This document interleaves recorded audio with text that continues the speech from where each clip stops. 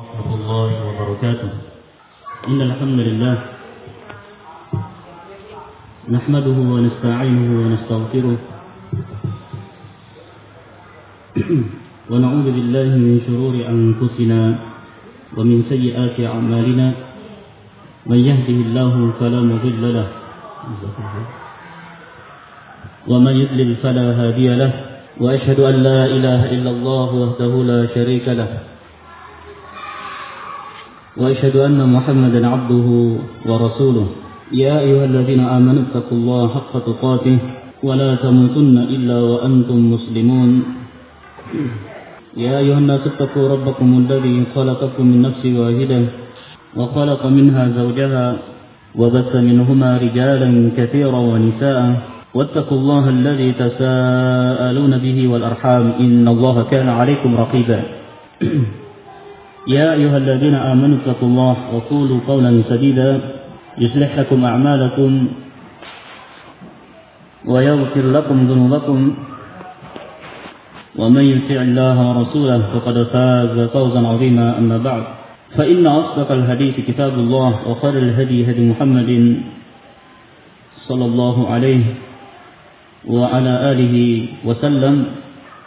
شر الأمور محدثاتها، فإن كل محدثة بدعة وكل بدعة ضلالة وكل ضلالة في النار. أعاذني الله وإياكم من النار. Ma'asyiral muslimin wal muslimah, jamaah pengajian yang saya hormati dan saya muliakan. Alhamdulillah, pada sore hari ini merupakan keutamaan dan nikmat yang Allah tabaraka wa taala curahkan kepada kita, yang dengannya kita bisa berkumpul kembali di majlis al-mubarakah ini dalam rangka untuk melanjutkan kegiatan yang mulia, salah satu ibadah yang agung, bentuk amalan saleh min afdalil a'mal, seutama-utama amalan, khususnya di zaman kita ini, yaitu mempelajari ilmu agama, yang tentunya barakallahu fikum kehadiran seorang muslim dan muslimah di dalam majelis ilmu, maka itu adalah merupakan tanda kebaikan dari Allah Subhanahu wa taala. Itu adalah tanda kebaikan dari Allah Subhanahu wa taala, sehingga merupakan nikmat dan karunia Allah Subhanahu wa taala yang terbesar ketika kita dimudahkan untuk duduk dalam majelis ilmu, mendengarkan ayat-ayat Allah, mendengarkan sabda Rasulullah sallallahu alaihi wasallam, aqwalul ulama min ahli sunnah. Maka ini adalah merupakan nikmat yang tak terhingga. Apalagi ketika yang kita pelajari adalah salah satu perkara penting terkait bagaimana kita membimbing anak-anak kita di atas Al-Quran dan Sunnah. Bagaimana kita membimbing buah hati kita agar berjalan di atas al-haq, agar mereka menjadi hamba-hamba yang saleh dan salehah, yang beriman kepada Allah Subhanahu wa taala dan Rasulnya, dan berbakti kepada kedua orang tuanya. Subhanallah, ini adalah merupakan nikmat yang sangat besar yang Allah Subhanahu wa taala berikan kepada hambanya.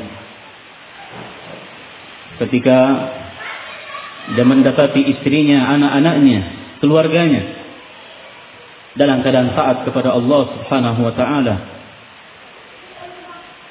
dalam keadaan berjalan di atas bimbingan Rasulullah sallallahu alaihi wa ala alihi wasallam. Oleh karena itu, pada ta'lim ummahat kita sore hari ini, pada pertemuan yang ketiga, insyaallah kita akan melanjutkan, ini pertemuan ketiga dari pembahasan kitab At-Tarbiyatul Aulad fi Dha'il Kitab was Sunnah, yang ditulis oleh Syekh Abdul Salam bin Abdullah As-Sulaimani hafizahullah taala, yang mana kitab ini telah ditakdim, diberikan kata pengantar oleh Fadilatul Syekh Al-Allamah Shalih bin Fauzan bin Abdullah Al-Fauzan hafizahullah taala. Beliau adalah salah seorang dari hay'ah min kibaril ulama dan termasuk dari anggota Al-Lajnah Ad-Da'imah di Saudi Arabia. Terakhir yang telah kita jelaskan pada kitab ini, pada pembahasan tarbiyatul aulad fi dha'il kitab wa sunnah, yaitu pendidikan anak ya sesuai dengan Al-Quran dan Sunnah. Yang telah kita sebutkan pembahasan terakhir adalah du'aul anbiya was salihina bidzurriyyah. Bagaimana para nabi dan rasul dan orang-orang saleh itu mereka berdoa untuk keturunan mereka. Ya. Sebelum anak mereka lahir, mereka banyak berdoa kepada Allah Subhanahu wa taala. Doa ini adalah ibadah. Ya. Ad-du'a huwa al-ibadah. Doa adalah ibadah kepada Allah Subhanahu wa taala. Sehingga seorang ketika dia berdoa kepada Allah, maka dia telah beribadah kepada Allah Subhanahu wa taala. Dia telah beribadah kepada Allah, maka tentu dia berhak untuk mendapatkan pahala di sisi Allah Subhanahu wa taala dengan doa yang dia panjatkan kepada Allah Subhanahu wa taala. Ya. Maka ini perkara penting. Nah, doa kepada Allah Subhanahu wa taala, memohon keturunan yang soleh dan solehah,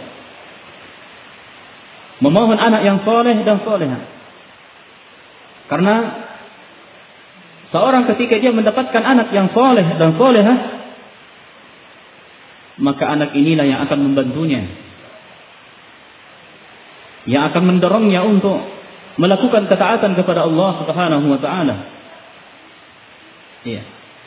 Untuk melakukan ketaatan kepada Allah Subhanahu wa taala.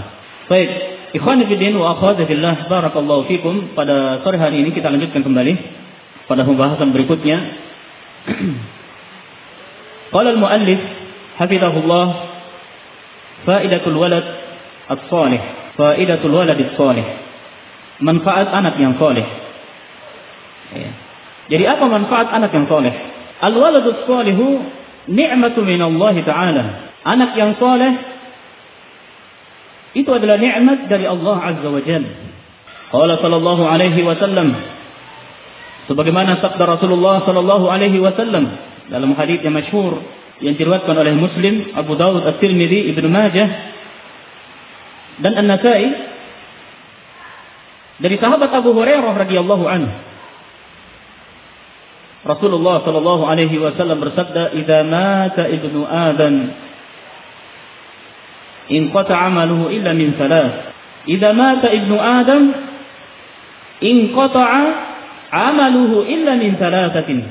Shadaqatun jariyatun aw 'ilmun yantafa'u bih aw waladun shalih yad'u lahu. Apabila anak keturunan Adam itu meninggal, maka terputuslah amalannya kecuali tiga hal. Terputuslah amalannya kecuali tiga perkara. Yang pertama, shadaqatun jariyah. Sedekah jariyah. Apa yang dia keluarkan untuk wakaf, pembangunan masjid, maka ini sedekah jariyah.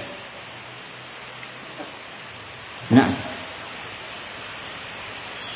apa yang dia keluarkan untuk tempat-tempat pendidikan agama anak-anak kaum muslimin, khususan min ahli sunnah, maka itu adalah sedekah jariyah.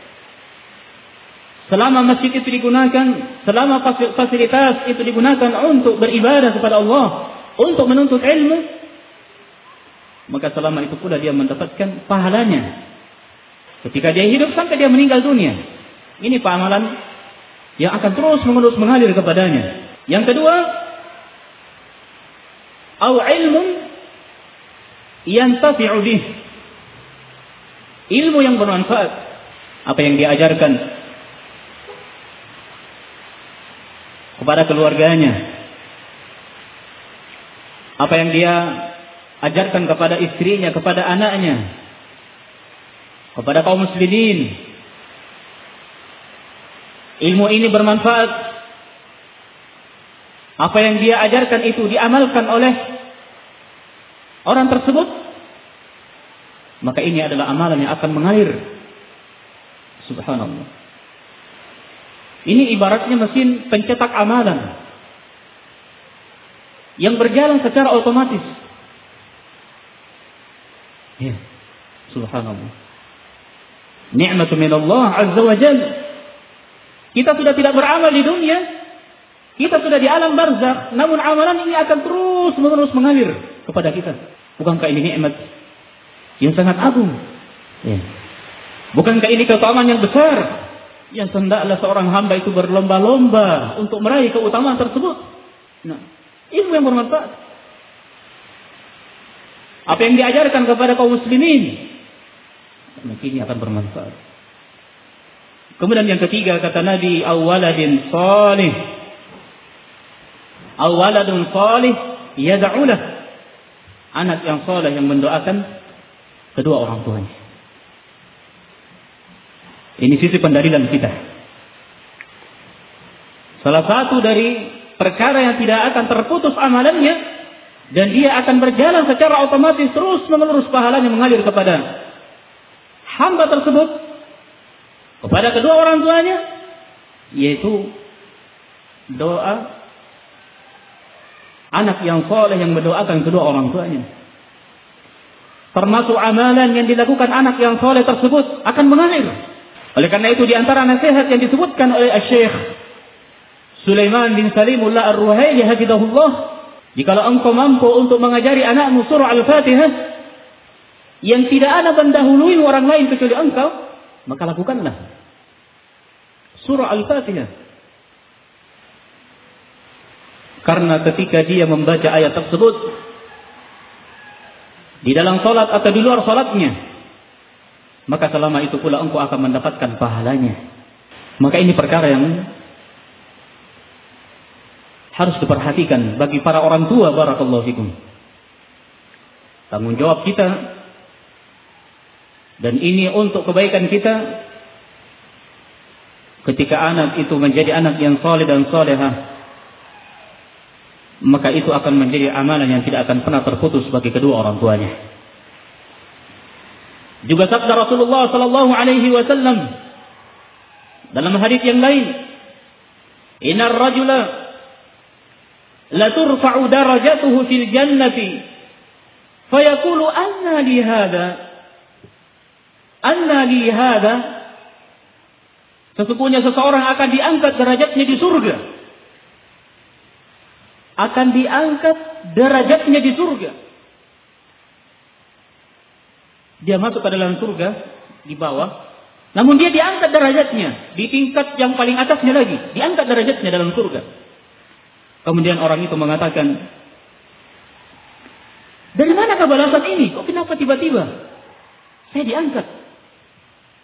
Ya, karena mungkin dia memahami bagaimana kondisinya dulu di dunia. Amalannya pas-pasan. Ya kan? Kalau melihat amalannya, tidak mungkin dia menduduki kedudukan tersebut. Nah, kenapa bisa derajatnya diangkat di dalam surga? Dia pun bertanya, "Anda lihat, dari manakah balasan ini?" Fayuqalu, maka dikatakan kepadanya, "Bistighfari waladikalak." Dikatakan kepadanya, dari sebab istighfar, permohonan ampun anakmu kepadamu. Dia sudah meninggal dunia dengan membawa amalan yang pas-pasan. Ya, subhanallah, dia dengan amalan itu, karena dia adalah orang yang bertauhid, yang tidak melakukan kesyirikan, ya, maka dia dimasukkan ke dalam surga. Namun diangkat derajatnya di dalam surga tersebut, ternyata itu disebabkan karena apa? Disebabkan karena istighfar anaknya, permohonan ampun anaknya kepadanya. Anaknya menjadi anak yang saleh dan salehah, yang senantiasa mendoakan kebaikan untuk kedua orang tuanya, Rabbi ghfirli wa liwalidayya warhamhuma kama rabbayani shaghira. Senantiasa mendoakan pengampunan kepada kedua orang tuanya. Sampai orang tuanya itu meninggal dunia, amalan ini akan mengalir dan ini menjadi sebab diangkat derajatnya di dalam surga Allah Subhanahu wa taala. Ayyuhal aba wa ayyatuhal ummahat, wahai para bapak, wahai para ibu sekalian, barakallahu fikum. Bukankah ini keutamaan besar? Bukankah ini nikmat yang sangat besar yang Allah Subhanahu wa taala janjikan kepada hambanya? Namun sekali lagi ini tidaklah didapatkan hanya sekedar berpangku tangan, berandai-andai, andai anak saya menjadi anak yang baik, andai anak saya menjadi anak yang soleh, seandainya anak saya menjadi anak yang soleh, seandainya putri saya menjadi anak yang berhijab, anak yang menjaga kehormatannya. Namun dia tidak punya usaha untuk menempuh sebab-sebab meraih hal tersebut, maka tidak akan terjadi. Oleh karena itu nanti akan disebutkan di antara upaya yang harus kita lakukan untuk mencetak anak yang soleh dan soleh biiznillah. Dan ini akan ada babnya nanti insyaallah taala. Nah, jadi ini hadis yang diriwayatkan oleh Imam Ahmad dan Ibnu Majah menyebutkan bahwa seorang itu akan derajatnya diangkat oleh Allah Subhanahu wa taala di dalam surga. Itu ternyata disebabkan karena permohonan istighfar, permohonan ampun anaknya yang masih hidup di dunia, ya. Sewaktu hidup di dunia senantiasa mendoakan pengampunan kepada orang tuanya, maka dengan sebab ini diangkat derajatnya, diampuni dosanya, diangkat derajatnya oleh Allah Subhanahu wa taala di dalam surga. Wa qala alaihi salatu wassalam, dan juga Nabi sallallahu alaihi wasallam bersabda, sab'un yajri lil 'abdi ajruhunna min ba'di mautihi wa huwa fi qabrihi. Ada 7 hal yang pahalanya senantiasa mengalir kepada seorang hamba setelah wafatnya, meski dia sudah di dalam kuburnya. Jadi dia sudah meninggal, dia sudah di alam barzakh, di alam kubur, amalannya mengalir terus, ibaratnya air yang mengalir. Ibarat air yang mengalir ke tempat yang rendah, terus mengalir. Karena air itu tidak mengalir ke tempat yang tinggi, dia akan mengalir ke tempat yang rendah. Naam. Selama dia dalam kubur, amalannya ini mengalir. Apa itu? Kata Nabi sallallahu alaihi wasallam, man 'allama 'ilman. Jadi ada 7 hal. Dari sini menunjukkan bahwa 3 hal yang kita sebutkan pada hadis yang pertama itu bukan pembatasan, ya. Bukan pembatasan. Jadi bukan hanya 3 amalan yang akan mengalir kepada hamba, kepada kedua orang tua setelah dia meninggal, ya. Sebagaimana hadis yang pertama yang kita sebutkan, ya, sedekah jariyah, ilmu yang bermanfaat, dan anak yang saleh mendoakan kedua orang tuanya. Bukan hanya ini, karena ini bukan pembatasan, karena ada hadis yang lain yang menyebutkan ternyata ada 7. Ya. Dan hadis ini sahih. Ada 7 amalan yang akan mengalir kepada hamba walaupun dia telah di alam kubur. Dan ini adalah hadis yang diriwayatkan oleh Ibnu Majah dan Ibnu Khuzaimah dengan sanad yang hasan. Apa 7 amalan tersebut? Yang pertama, 'allama ilman, man 'allama ilman. Orang yang mengajarkan ilmu. Ini yang pertama. Orang yang mengajarkan ilmu. Tentunya ilmu yang bermanfaat. Ketika dia mengajarkan ilmu kepada saudaranya, amalan ini akan mengalir. Yang kedua, Au kara naharan. Orang yang mengalirkan sungai. Dia mengalirkan sungai. Yang air ini orang akan mengambil manfaat dari airnya. Maka ini termasuk amalan yang akan mengalir. Au hafara bi'ran. Yang ketiga orang yang menggali sumur. Ya. Jadi kalau di pagi dipanggil menggali sumur, ya jangan malas ya, insyaallah. Apalagi sumur umum, apalagi sumur yang digunakan oleh kaum muslimin, apalagi kalau yang menggunakan sumur itu adalah min ahli sunnah. Subhanallah. Min ahli sunnah. Orang menggali sumur, airnya digunakan untuk beribadah kepada Allah, digunakan untuk mengambil air wudu, digunakan untuk mandi, bersih-bersih, digunakan untuk memasak, dimanfaatkan sehingga mudah bagi dia untuk beribadah kepada Allah Subhanahu wa taala. Maka ini amal yang akan mengalir. Au gharasa nakhlan. Yang keempat, orang yang menyerbukkan pohon kurma. Menyerbukkan pohon kurma. Ya, pohon kurma diserbukkan, ya, dikawinkan antara jantan dengan betina, sehingga dengan penyerbukan itu insyaallah akan menjadi buah yang segar, karena dia dilakukan secara penyerbukan. Kemudian yang kelima, au bana masjidan. Orang yang membangun masjid. Ya.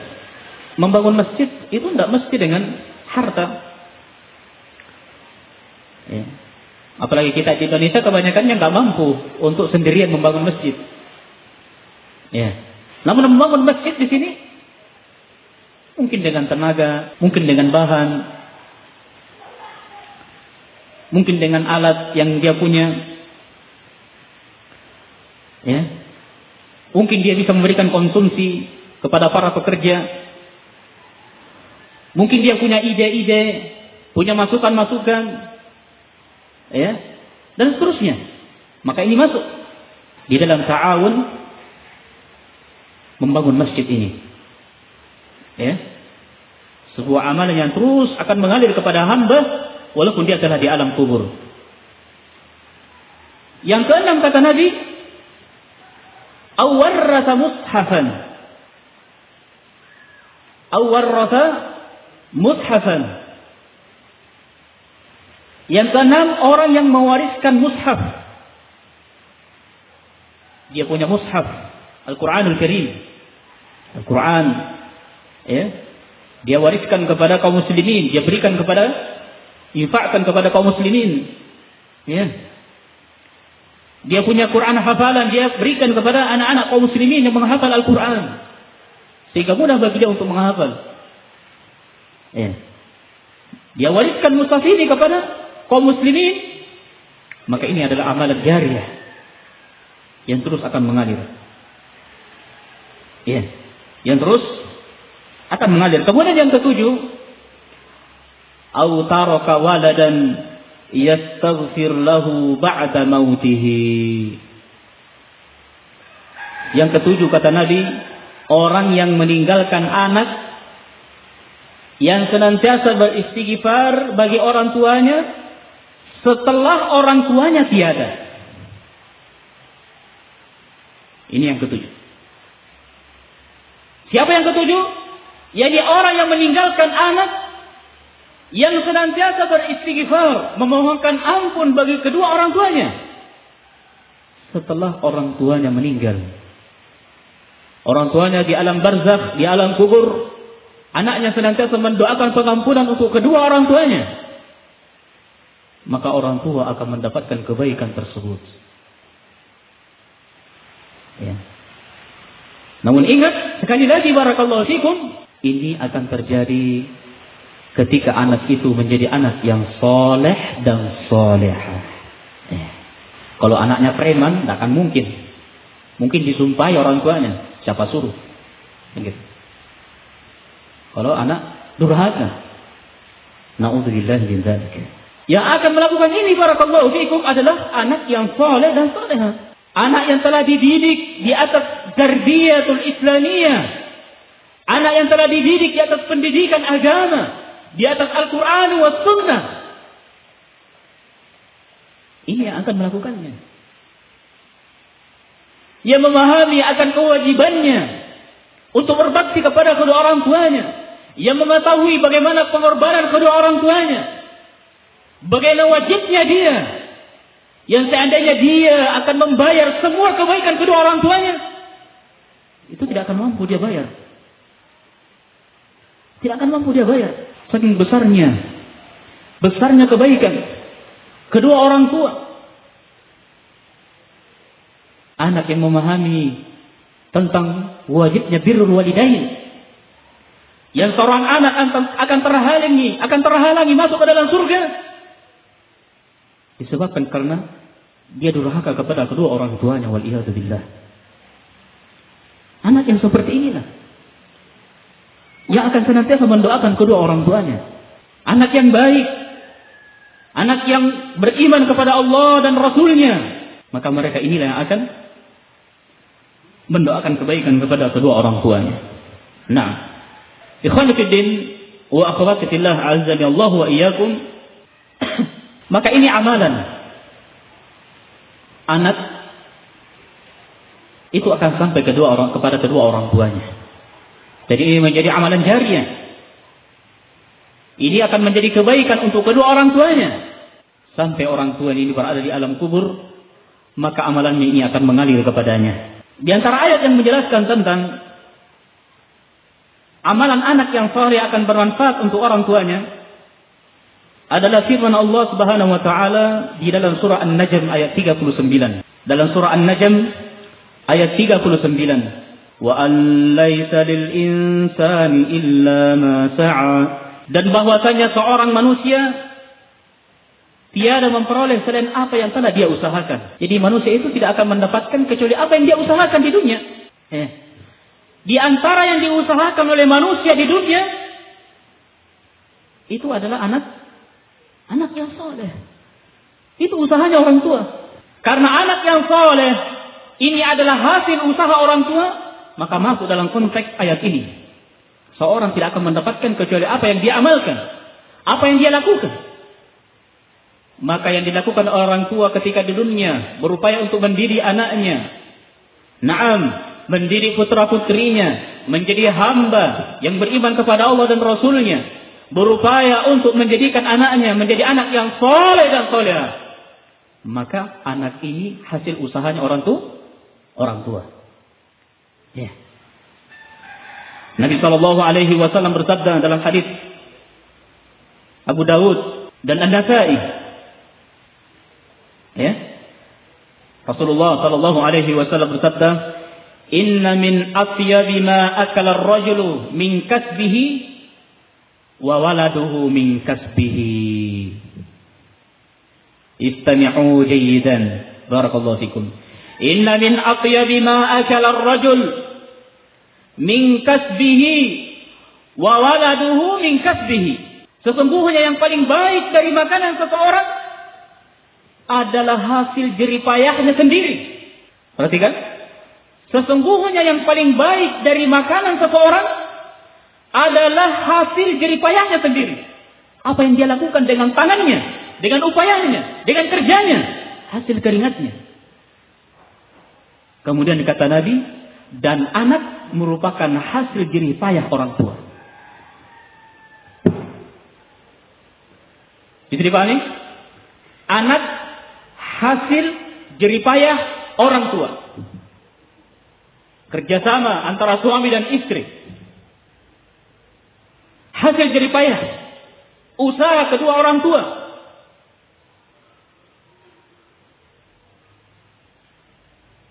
Maka ini masuk dalam konteks ayat wa alaysa lil insani illa ma sa'a. Seseorang tidak akan mendapatkan kecuali apa yang dia amalkan. Maka anak itu adalah dari amalan, hasil kerja, hasil usaha orang tua, maka orang tua akan mendapatkan amalan tersebut.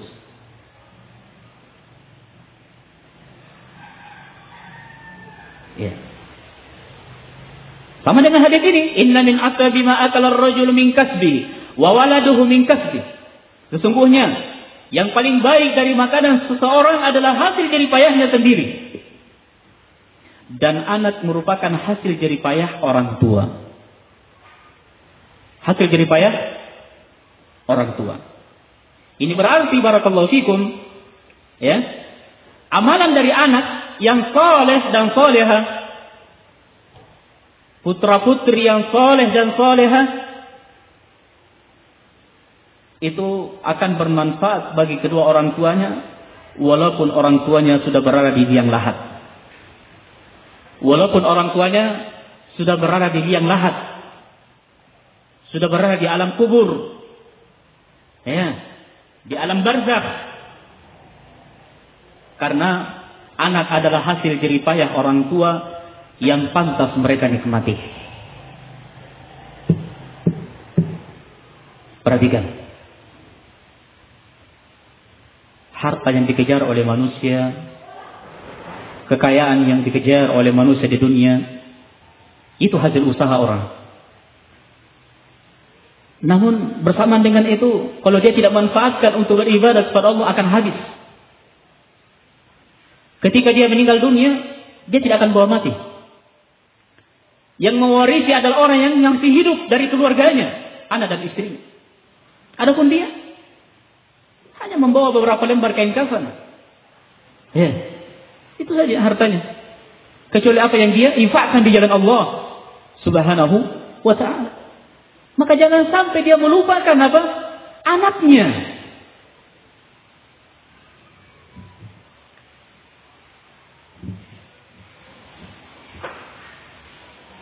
Sehingga barakallahu fikum, sepasang suami istri itu senantiasa mendambakan buah hati. Namun hendaklah dia mengingat bahwa ketika anaknya lahir dan Allah Subhanahu wa ta'ala mengaruniakan kepadanya seorang anak, maka itu adalah amanah yang dikukulkan di atas pundaknya. Itu adalah tanggung jawab yang harus dia pertanggungjawabkan di hadapan Allah Subhanahu wa ta'ala. Maka tanggung jawab ini harus dia berupaya untuk mewujudkan hal tersebut di atas penghambaan kepada Allah Subhanahu wa ta'ala. Ya. Telah kita sebutkan pada pertemuan yang lalu, anak itu kerap kali bisa menjadi fitnah, bisa menjadi penyebab seorang itu lalai dari zikrullah, lalai dari ibadah kepada Allah Subhanahu wa ta'ala. Maka ini yang harus diperhatikan. Barakallahu fikum. Ya, kembali kepada bimbingan Al-Quran wa Sunnah, berupaya untuk mendidik anaknya di atas tarbiyah al-islamiyah. Nah, untuk melepaskan tanggung jawab tersebut, dan sekaligus itu akan menjadi ladang pahala bagi dia selama dia hidup di dunia, sampai dia kembali kepada Allah Subhanahu wa ta'ala. Ya, sampai dia kembali kepada Allah Subhanahu wa ta'ala. Baik, ikhwan fillah wa akhwati fillah, azzani Allah wa iyyakum. Ini terkait tentang pembahasan faidatul waladis salih. Ya, manfaat seseorang itu mendapatkan anak yang soleh dan solehah. Ya, karena itu adalah merupakan amalan soleh. Itu adalah amalan yang terus-menerus akan mengalir kepada kedua orang tuanya, sehingga mengharuskan, dan ini merupakan cambukan keras bagi para orang tua untuk senantiasa bersemangat mendidik anaknya. Ya, untuk senantiasa bersemangat untuk menjadikan anaknya menjadi anak yang baik, menjadi anak yang baik, yang tentunya barakallahu fikum Pertama kali orang tua harus memperbaiki diri dan menjadi orang tua yang soleh, kan gitu. Sebagaimana yang telah kita sebutkan pada pertemuan yang lalu ya, di awal pertemuan kalau tidak salah, bahwa orang tua juga harus sebenarnya pertama kali yang harus memberikan teladan baik kepada anaknya. Ketika orang tua menginginkan anaknya menjadi anak yang soleh dan solehah, ya, putranya menjadi soleh, putrinya menjadi solehah. Ingat, orang tua juga harus demikian. Pertama kali, bapaknya harus menjadi soleh, ibunya harus solehah. Harus pertama kali memperbaiki diri. Karena sulit bagi dia untuk memperbaiki anaknya kalau dia tidak baik dulu. Iya. Nah, jadi orang tua juga harus memperbaiki diri. Bahkan ini pertama kali yang harus dilakukan. Bukan hanya berharap anaknya menjadi baik, sedangkan orang tuanya sendiri masih terus bermaksiat. Orang tuanya sendiri tidak peduli dengan agamanya. Nah, jangan lupa sholat. Orang tuanya tidak sholat. Gimana caranya? Ya. Nah, jangan lupa puasa. Bapaknya nggak puasa. Tidak puasa Ramadan. Ya, sibuk saja bekerja. Sang ibu mengatakan kepada anak perempuannya, nah, jangan lupa pakai jilbab ya kalau keluar. Tutup aurat dengan baik. Nah, ibunya nggak tutup aurat. Gimana caranya? Ya. Baik. Oleh karena itu para ulama salaf as-salih, para pendahulu kita yang saleh itu terus menambah salat, cuma ingin agar anaknya menjadi saleh. Ya. Jadi terus menambah salatnya, bersemangat untuk menegakkan salat. Ya. Karena ingin agar anaknya menjadi saleh. Sa'id ibn Musayyib rahimahullah pernah berkata kepada anaknya. Coba lihat, salah seorang tabi'in. Ya. Sa'id ibn Musayyib pernah berkata kepada anaknya, la azidanna fi salati min ajlika. Wahai anakku, sungguh aku terus menambah salatku. Ini karenamu. Ini agar kamu ini menjadi anak yang saleh. Karena anak ini guru pertamanya adalah orang tuanya. Sebelum anaknya dimasukkan ke pondok pesantren, ke tempat pendidikan agama, maka pertama kali menjadi guru itu adalah orang tuanya. Dan lebih khusus adalah ibunya, umminya. Itu menjadi guru pertama kali. Bapaknya. Maka Sa'id ibn Musayyib pernah berkata kepada anaknya, la azidanna fi salati min ajlika. Wahai anakku, sungguh aku terus menambah salatku ini karenamu. Yani agar kamu menjadi anak yang saleh. Karena anaknya akan menjadikan orang tuanya sebagai contoh yang baik dalam salatnya. Ya. Bukti yang lain bahwa kesalehan orang tua berpengaruh pada anaknya. Di antaranya kita dapat melihat pada kisah dua anak yatim. Dua anak yatim yang mendapat penjagaan Allah Subhanahu wa taala karena ayahnya adalah orang yang saleh. Ayahnya dulu sewaktu hidup adalah orang yang saleh. Sebutkan dalam surah Al-Kahfi ayat 82. Bisa dibuka dalam surah Al-Kahfi ayat 82. Wa ammal jidaru fakana li gulamaini yatimaini fil Madinah wa kana tahtahu kanzun lahumā wa kana abūhumā ṣāliḥan. Adapun dinding rumah adalah kepunyaan dua orang anak yatim di kota itu. Dua anak orang yatim di kota itu. Dan di bawahnya ada harta benda simpanan bagi mereka berdua. Sedang ayahnya adalah orang yang soleh. Karena ayahnya orang yang soleh, hartanya dijaga oleh Allah Subhanahu wa ta'ala. Kelak ketika anaknya menjadi dewasa dan bisa menjaga harta tersebut, bisa memanfaatkan harta tersebut, baru dia bisa mengambilnya. maka dia dijaga. Dengan sebab apa? Dengan sebab kesalihan kedua orang tuanya, kesalihan bapaknya. Ya. Umar bin Abdul Aziz pernah mengatakan, "Ma min mu'min yamutu illa hafidahu Allah fi 'aqibihi wa 'aqibi 'aqibihi." Ma min mu'min yamutu illa hafidahu Allah fi 'aqibihi wa 'aqibi 'aqibihi. Dalam Jami' al-Ulum wal Hikam. Setiap mukmin yang meninggal dunia, di mana ia terus memperhatikan kewajiban pada Allah, maka Allah akan senantiasa menjaga anak dan keturunannya setelahnya itu. Ya.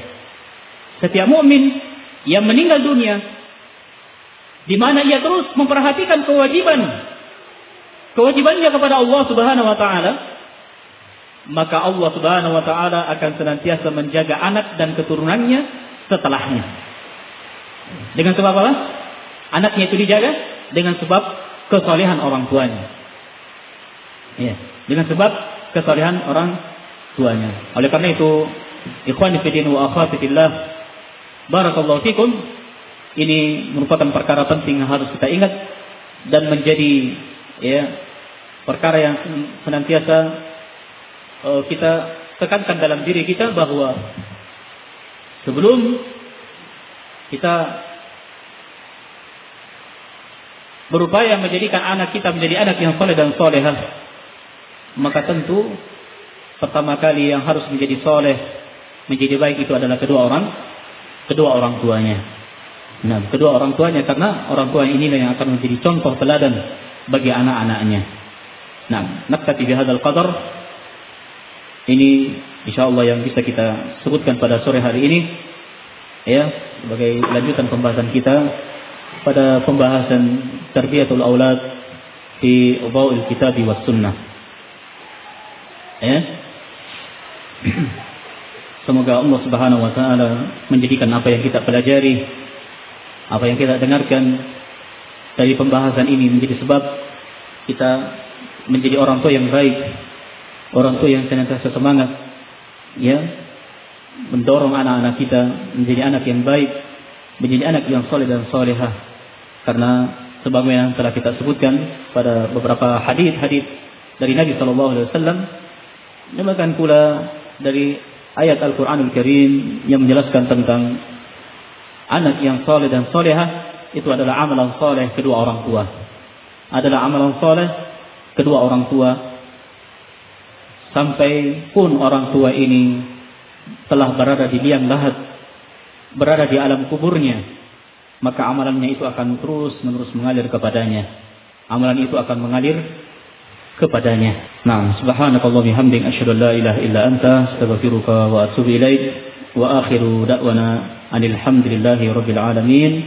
Wassalamu alaikum warahmatullahi wabarakatuh.